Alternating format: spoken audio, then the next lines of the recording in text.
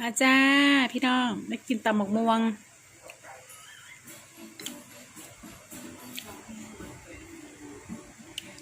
มีเห็ดลวกเห็ดหูหนูลวกข้าวปุ้น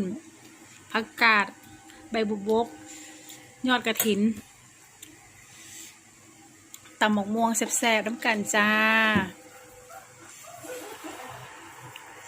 แล้วคกต่อไปสิตำหมกฮุ้งน้ำจ้าคกที่สองตำส้มตำจ้าเดี๋ยวผสมกันก็เด้อ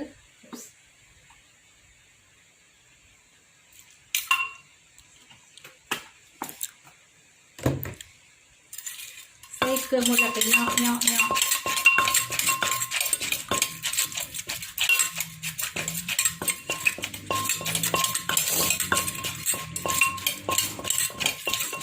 ชิมก่อนนะ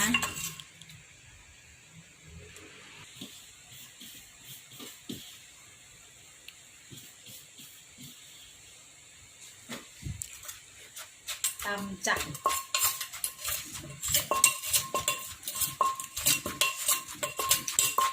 ใส่พริก10 เม็ด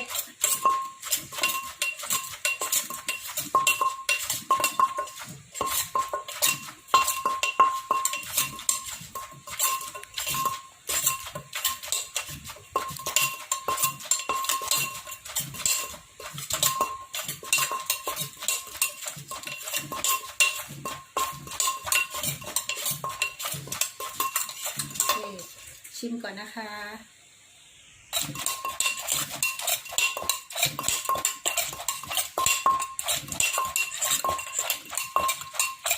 ชิมก่อนค่ะชิมรอบสองก่อนให้หันใส่บักนาวไป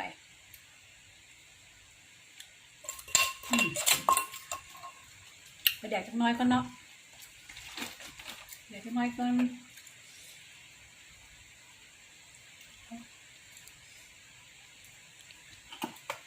ปลาร้าใส่ผสมกันนะคะจะอร่อยมาต้องซุปตำมันจะได้นัว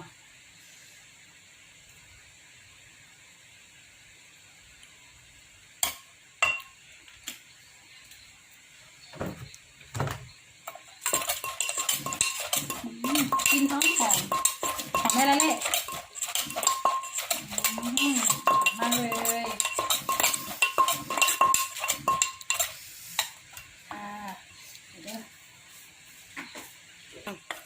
แล้วเราก็เสร็จนะจ๊ะนี่2 ต่ำเลยจ้ะตั้งแต่ตำมะม่วงไปรอบนี้ละ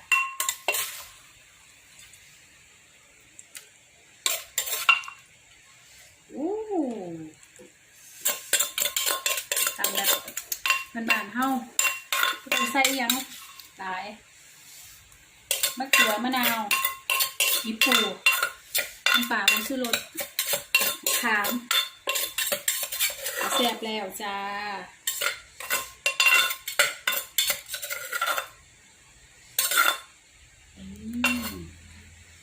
เสร็จแล้วส้มตำปูปลาของเรายั่วมาจ้าส้มตำบันนี้ตำบักม่วงกะอันละแหละกินวันละจ้าเป็นมักมีโมกินตำส้มตำกับตำบักม่วงอะไรจ้าเพิ่นมักกินเสมอเก่งมากเลยอ่ะไม่เผ็ดด้วยกินเก่งด้วยนะคะก็เลยมีเพื่อนกิน